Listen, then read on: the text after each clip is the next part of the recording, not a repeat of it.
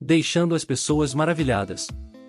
O Evangelho de Lucas oferece uma narrativa cativante desse período, começando com a oração no Getsemane, onde a fé de Jesus em Deus se fortaleceu, culminando na famosa declaração: "Está consumado".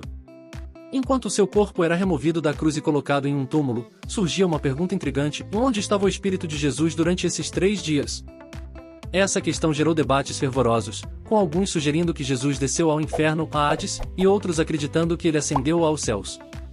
Mas essa discussão não é apenas sobre localização, é sobre o mistério que envolve esses 3 dias, que desafiam nossa compreensão sobre a vida após a morte. Uma passagem que frequentemente provoca reflexão é 1 Pedro 3 versículos 18 a 21, considerada uma das mais enigmáticas do Novo Testamento. Nela, Jesus é apresentado como o exemplo máximo de sofrimento por uma causa justa. Ele sofreu pelos injustos para nos conduzir a Deus, sendo morto na carne, mas vivificado pelo Espírito. Nesse espírito, Jesus proclamou aos espíritos em prisão, que outrora foram desobedientes nos dias de Noé, enquanto a arca era construída. Essa passagem nos leva a contemplar o sacrifício de Cristo, que, mesmo sendo justo, sofreu pelos injustos. O propósito desse sofrimento transcende a injustiça terrena, buscando nos unir a Deus. A narrativa de 1 Pedro 3 versículo 18 a 20 descreve como Cristo, morto na carne, foi vivificado no Espírito, e, em um episódio intrigante, proclamou aos espíritos aprisionados, desobedientes nos dias de Noé. Esse ato simboliza o batismo, não como uma mera purificação física, mas como um apelo a Deus por uma consciência limpa. A ressurreição de Jesus é mais do que uma limpeza superficial, é uma demonstração viva da fé do crente. Apesar da morte física, o Espírito de Jesus foi ressuscitado pelo Espírito Santo, testemunhando o sofrimento ordenado por Deus. Após sua morte, Jesus empreendeu uma missão extraordinária: pregar aos espíritos na prisão, que estavam aprisionados nas profundezas do Hades. Com a assistência do Espírito Santo, Jesus entregou sua mensagem entre sua morte e ressurreição, adentrando um domínio além da vida como conhecemos. A imagem de Jesus proclamando a redenção aos cativos do Hades é fascinante, evocando uma profunda reflexão sobre sua autoridade suprema. Segundo a Bíblia, até aqueles que residem nas profundezas da terra devem reconhecer Jesus como Senhor. Essa poderosa afirmação nos lembra do controle absoluto que Jesus exerce sobre todas as coisas. Embora essa ideia seja humilde, também traz esperança e conforto, sabendo que temos um Senhor amoroso e todo-poderoso. A passagem de Filipenses 2 versículos 10 reforça essa supremacia, afirmando que, diante do nome de Jesus, todo joelho se dobrará, nos céus, na terra e debaixo da terra. Isso nos leva a reconhecer a soberania incomparável de Jesus Cristo. Imaginar todos os que estão debaixo da terra despertando pelo poder de Cristo parece uma cena retirada de um romance envolvente. O simbolismo profundo desse ato vai além das palavras, exigindo uma submissão completa a Jesus, tanto em palavras quanto em ações. Essa visão poderosa de indivíduos de todas as esferas se submetendo a Jesus é uma expressão de fé inabalável, nos convocando a entregarmos completamente a Ele. Não se trata apenas de palavras, mas de ações tangíveis. Render-se completamente a Jesus é uma experiência ao mesmo tempo humilde e fortalecedora, que nos inspira a viver vidas mais significativas. Essa entrega total pode nos impulsionar a viver de maneira mais plena, reconhecendo sua divindade. Muitos acreditam que esse cenário se desenrolará formalmente no julgamento final, quando todas as criaturas, seja no céu ou no inferno, serão compelidas a reconhecer que Jesus Cristo é o Senhor. Essa visão, embora imponente, é também um chamado à esperança, assegurando-nos que, no fim, a soberania de Jesus será incontestável. A identidade dos espíritos na prisão fica clara: são aqueles que, nos dias de Noé, foram desobedientes. A narrativa de 1 Pedro 3 versículos 18 a 21 nos conduz a uma reflexão profunda sobre quem eram esses espíritos rebeldes. Embora a maior parte de 1 Pedro seja de fácil compreensão, esses versículos apresentam um desafio, com várias interpretações possíveis. A Escritura afirma que Jesus foi ressuscitado dentre os mortos pelo poder do Espírito Santo e que ele pregou a esses espíritos. Aqueles que foram desobedientes nos dias de Noé receberam uma revelação surpreendente através de Pedro, que indica que as boas novas da salvação foram proclamadas até mesmo para aqueles que já haviam falecido. Este enigma bíblico, apresentado em 1 Pedro 4 versículo 6, sugere a possibilidade de vida no Espírito, desafiando a crença comum de que tal experiência é impossível após a morte. O versículo diz: por isso foi pregado o Evangelho também aos mortos, para que, embora julgados segundo os homens na carne, vivam segundo Deus no Espírito. Embora muitas passagens bíblicas indiquem que a redenção após a morte é improvável, alguns interpretam erroneamente esses versículos como apoio à ideia de novas oportunidades de salvação após a morte. Este trecho desafia a concepção tradicional de que a morte marca o início de um abismo intransponível.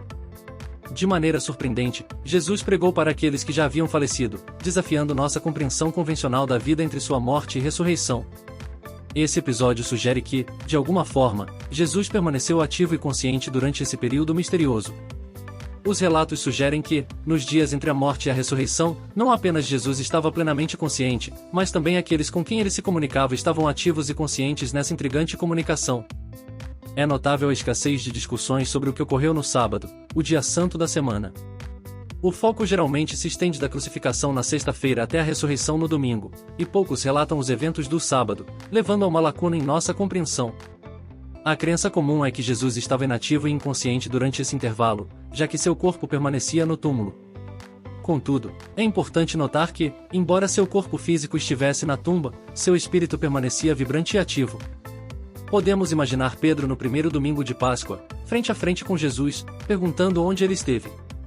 Surpreendentemente, Jesus revela que não esteve na terra, mas no Hades, o mundo dos mortos.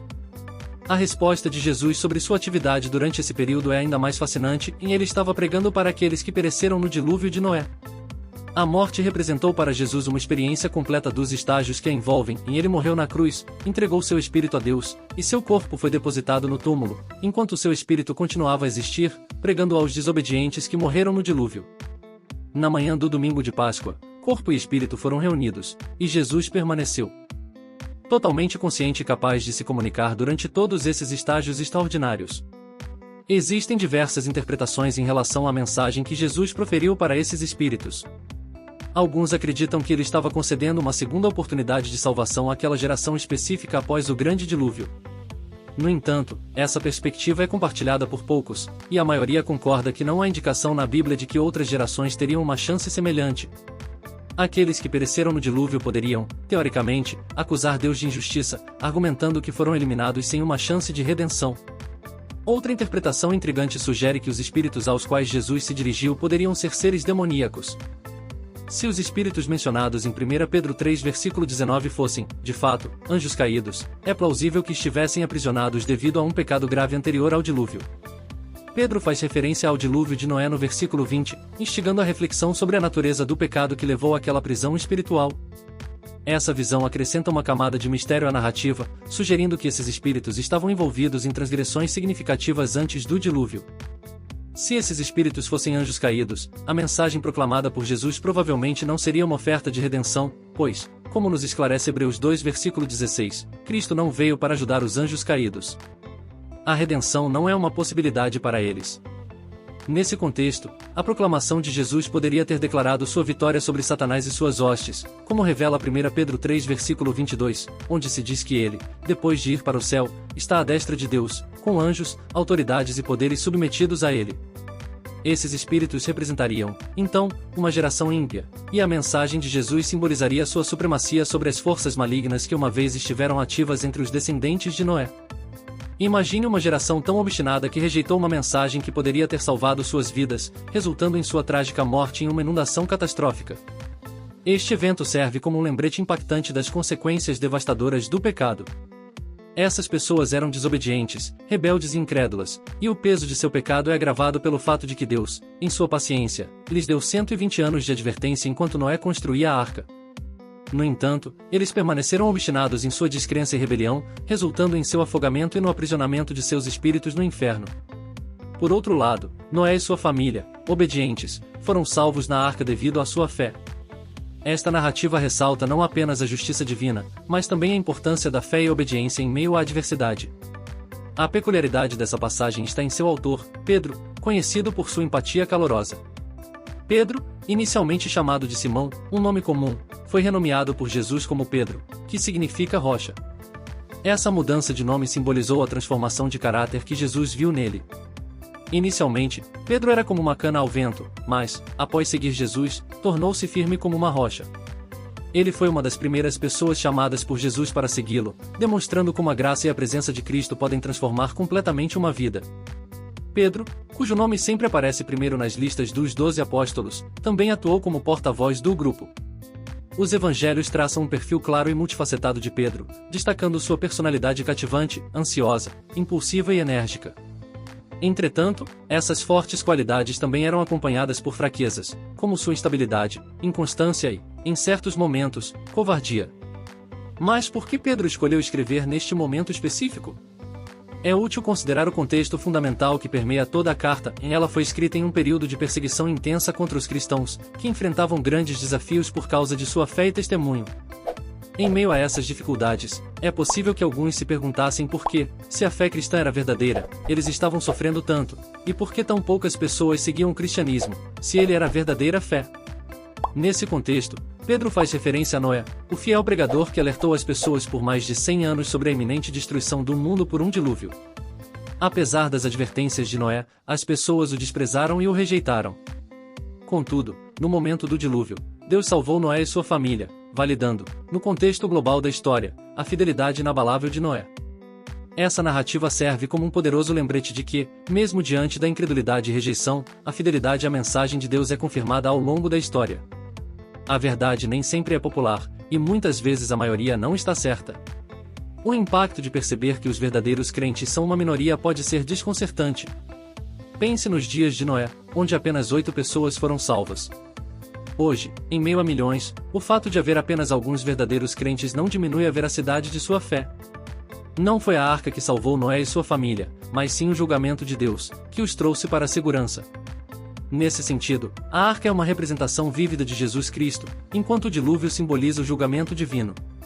Assim como a arca era o único meio de salvação durante o dilúvio, Cristo é o único caminho de salvação hoje. Aqueles que estão em Cristo estão tão salvos quanto Deus pode torná-los, enquanto aqueles que estão fora estão completamente perdidos. A arca serviu como um porto seguro para aqueles que enfrentaram as águas do julgamento, sujeitas à força total da tempestade. Da mesma forma, Cristo suportou a fúria do julgamento contra nossos pecados, e para aqueles que estão nele, não há julgamento. Agora, voltando ao mistério sobre o que Jesus fez entre sua morte e ressurreição, é intrigante notar que a Bíblia menciona que ele pregou aos espíritos em prisão, que foram desobedientes nos dias de Noé. Embora o propósito exato dessa pregação não seja claramente declarado, podemos entender que Jesus proclamou sua vitória sobre a morte e o pecado. Após 3 dias, algo extraordinário aconteceu, corpo e espírito foram reunidos, e Jesus ressuscitou dos mortos. Sua ressurreição não conheceu impedimentos, nem a morte, nem a sepultura puderam retê-lo. A ressurreição de Jesus é um evento sem precedentes na história humana. Ao contrário de outros que foram ressuscitados apenas para morrer novamente, Jesus ressuscitou pelo poder do Espírito Santo, e ele não experimentará a morte novamente. Este evento foi um triunfo de Deus, como o próprio Jesus profetizou sobre sua ressurreição. Além disso, Mateus narra que, no momento da ressurreição de Jesus, muitos túmulos se abriram, e os corpos de muitos santos que haviam falecido foram ressuscitados, aparecendo em Jerusalém. Esses relatos são testemunhos poderosos da obra consumada de Jesus na cruz e de sua subsequente ressurreição. A ressurreição dos santos e sua aparição em Jerusalém destacam a intervenção direta de Deus e são um sinal da fidelidade do Senhor em cumprir sua promessa de restauração e renovação. Finalmente, as palavras de Jesus a seus discípulos após a ressurreição, como registradas em João 14, ecoam como um conforto eterno e não permitam que seus corações fiquem perturbados. Essas palavras continuam a ressoar como uma promessa de paz e segurança para todos os que creem. Acreditem em Deus e acreditem também em mim. Essas palavras carregam uma promessa de conforto, convidando todos a superar o medo e a dúvida com confiança.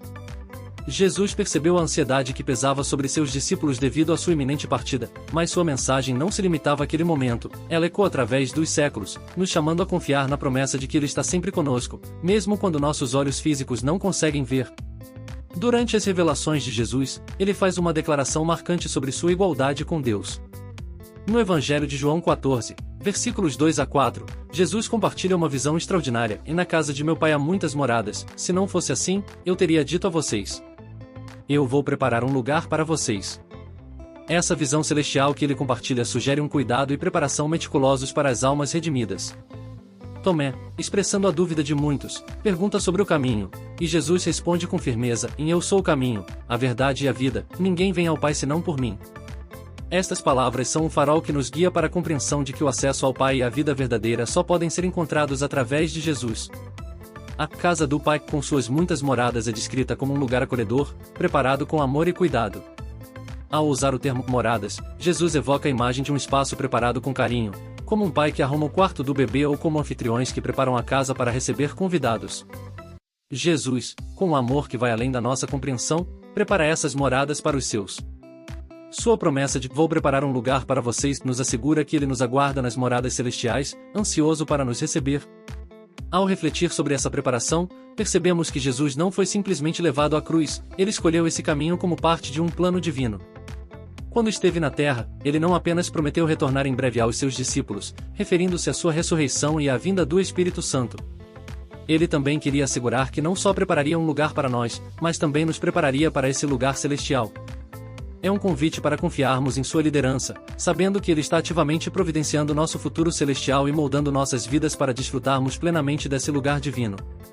Este versículo nos ensina que Jesus Cristo não apenas indica o caminho, Ele é o próprio caminho para a salvação. Ele não é meramente um guia entre muitos, mas a própria essência da vida espiritual e eterna. Aqueles que o aceitam recebem a vida eterna, pois Ele é a própria vida.